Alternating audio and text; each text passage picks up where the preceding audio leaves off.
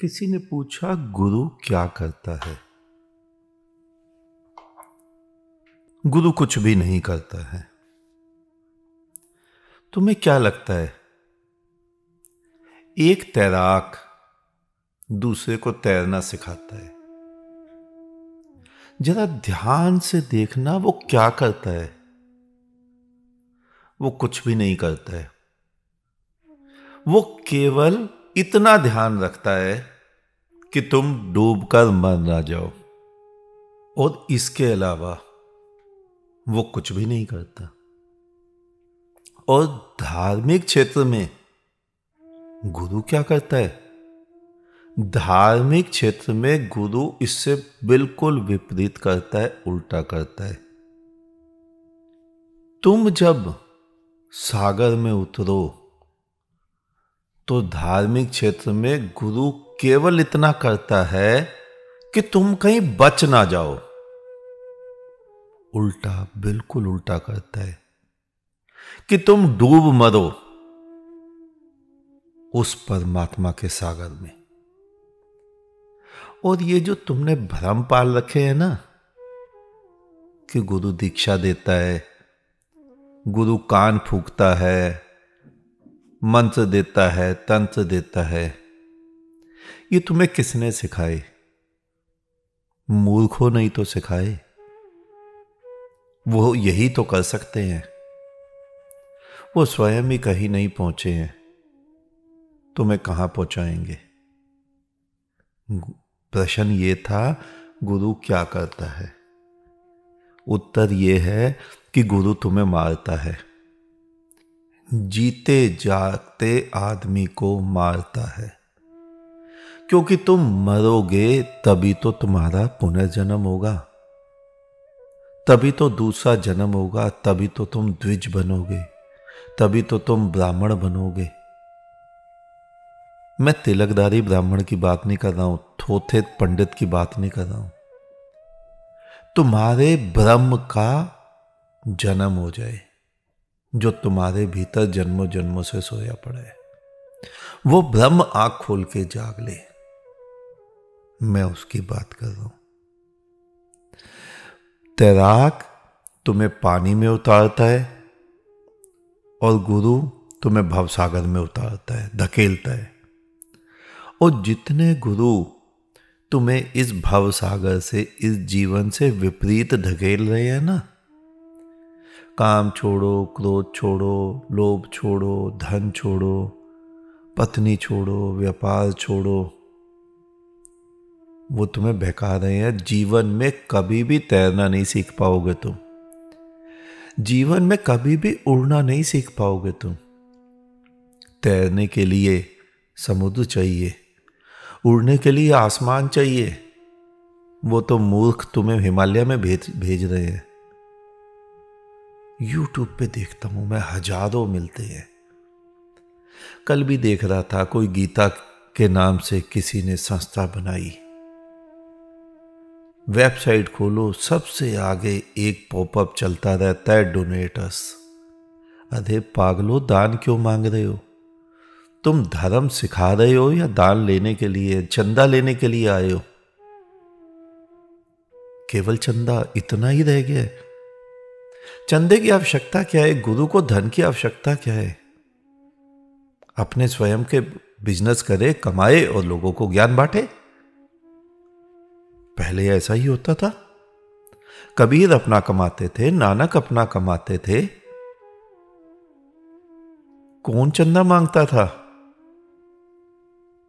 लेकिन मैं गुरुओं की बात कर रहा हूं, मैं भिखमंगों की बात थोड़ी ना कर रहा हूं। भिखमंगों का तो काम ही है, कोई 100 दे, कोई 500 दे। गुरु कुछ नहीं करता। गुरु उसी संसार में तुम्हें धकेलता है जिस संसार से तुम आए, ताकि तुम डूबो। गुरु तुम्हें तुम्हारी ही मौत के सागर में उतार देता है। वो कहता है, मैं भीतर खड़ा हूं, आओ, यहां मजा है। और जैसे ही तुम नीचे बीच में सागर में उतरते हो, वो वहां से हट जाता है। ताकि तुम गिरो, डूब मरो और तुम्हारी मैं का अंत हो। और जैसे ही तुम्हारी मैं वहां मिटती है, उसी क्षण वहां बुद्ध का प्राकट्य हो जाता है। तुम स्वयं ब्रह्म हो जाते हो, तुम स्वयं परमात्मा हो जाते हो। तुम स्वयं ही तो कस्तूरी हो और तुम कस्तूरी को ढूंढे जा रहे हो। गलती केवल इतनी है, सुगंध तुम्हें भी आ रही है, ये बात पक्की है, तभी तो ढूंढ रहे हो। गलती केवल इतनी है कि तुम उसे भ्रमवश बाहर ढूंढ रहे हो। बुद्ध करता क्या है? बुद्ध केवल तुम्हारा वही भ्रम तोड़ता है कि वो बाहर है, बस इस भ्रम को तोड़ देता है। इसके अलावा बुद्ध का कुछ भी काम नहीं होता है। जो भ्रम अज्ञानियों ने, मूढ़ों ने अपने स्वार्थ हेतु तुम्हारे चारों तरफ डाले हुए हैं, बुद्ध सीधा सीधा तुम्हारे ऊपर, उस अज्ञान के ऊपर ठंडा पानी डाल देते हैं ताकि तुम हड़बड़ाकर उठ जाओ। और जैसे ही तुम उठते हो, करते क्या हो? सबसे पहले तुम उस बुद्ध को ही दोष देते हो। सोते से जगाने वाले को कौन दोष नहीं देगा?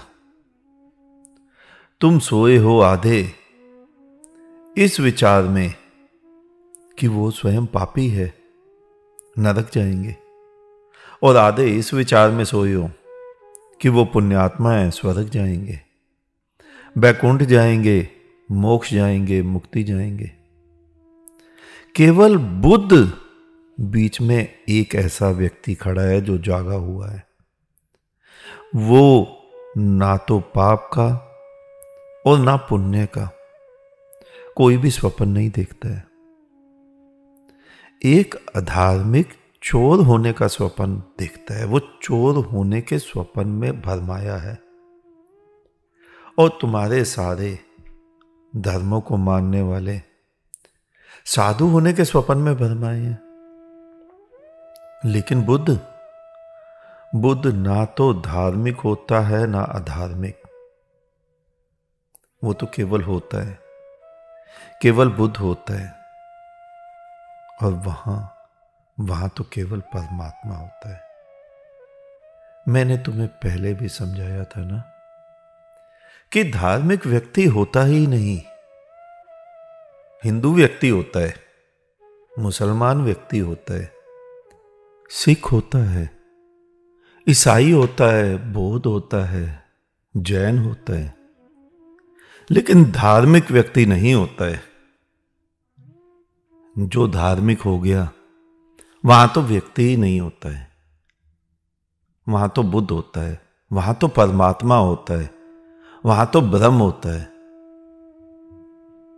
तुमने ऐसा शायद ही कोई व्यक्ति देखा हो जो ये कहे कि मैं यहां हूं ही नहीं, जो है सो है। तो गुरु केवल इतना करता है कि तुम्हें तुम्हारे जीते जी मार देता है। बस वहीं से धर्म घट जाता है, वहीं से चेतना एक नए पंख लगाकर उड़ती है, वहीं से ब्रह्म का प्रादुर्भाव होता है, वहीं से परमात्मा जीता जागता आता है। तो बुद्ध ना तो धार्मिक होता है ना अधार्मिक, वो तो केवल बुद्ध होता है, वहां तो केवल परमात्मा होता है। तुमने सुना है ना, एक सूक्त, एक दोहा, एक समाधि बिसरी सारी व्याधि।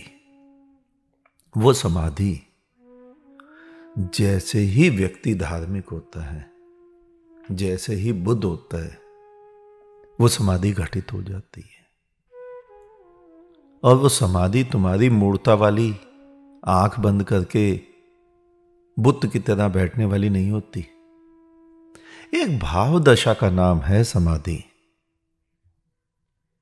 कि मनुष्य किसी अलग ही भाव में, किसी अलग ही दुनिया में जी रहे। तुम जो जड़वत बैठ जाते हो वो समाधि नहीं है। गुरु केवल तुम्हें उसी दशा तक कैसे पहुंचा जा सकता है वो मार्ग दिखाता है। गुरु अपने दर्शन कराता है, देखो मैं वहीं खड़ा हूं और तुम भी आ जाओ, मैं हट जाता हूं, मेरे सिंहासन पर खड़े हो जाओ। बस इतना ही काम है गुरु का। और जितने तुम देख रहे हो, कोई तिलक लगाकर तुम्हें दीक्षा दे रहा है, कोई टोपी पहनकर नमाजें पढ़वा रहे हैं, ये सब तुम्हें भरमाए जा रहे हैं, गोल गोल घुमाए जा रहे हैं। उस ब्रह्म का अनुभव, उस खुदा का दीदार कोई नहीं करा पा रहा है, करा पाएगा भी नहीं, क्योंकि उसके लिए पहले स्वयं खुदा का दीदार करने की आवश्यकता है। गुरु कुछ भी नहीं करता है। तैराक तुम्हें बचाता है, साइकिल सिखाने वाला तुम्हें साइकिल से गिरने से बचाता है, और गुरु तुम्हें मारता है।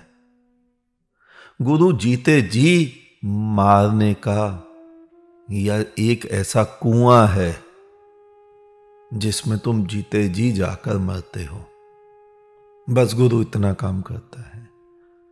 कोई दीक्षा नहीं देता है, कोई मंत्र नहीं देता है, कोई उपाय नहीं देता है, कोई शास्त्र नहीं बताता है। गुरु कहता है बस मुझे देखो, मेरे पंखों को देखो, मैं उड़ रहा हूं, पंख तुम्हारे पास में है, खोल लो अपने, उड़ो मेरे साथ। बस गुरु इतना ही करता है। आज इतना ही, शेष किसी और दिन। अंत में तुम्हारे भीतर बैठे परमात्मा को मेरा नमन। तुम सभी जागो, जागते रहो।